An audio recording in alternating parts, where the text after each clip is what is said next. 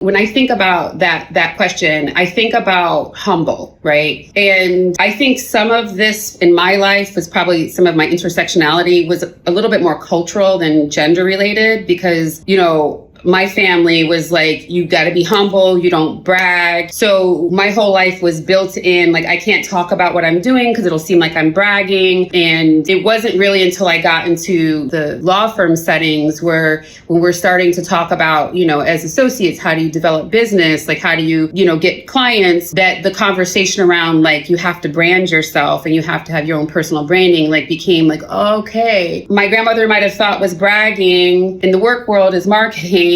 And so like, I have to be able to be clear bullet points in my head about what I've done that other people may not have done, or what I've done that was a huge achievement, so that if someone's coming to talk to me and there's any kind of opportunity, I have 3-4 bullet points off the top of my head that I know from saying to people multiple times, they'll find impressive. So it's that idea of what are my marketable points? So I think if you're from a background or a situation where humble meant you don't speak up about what you do, that's one thing. In terms of the self-advocacy, again, I'm aggressive. I was raised to speak up for myself. I always have used my voice in that way.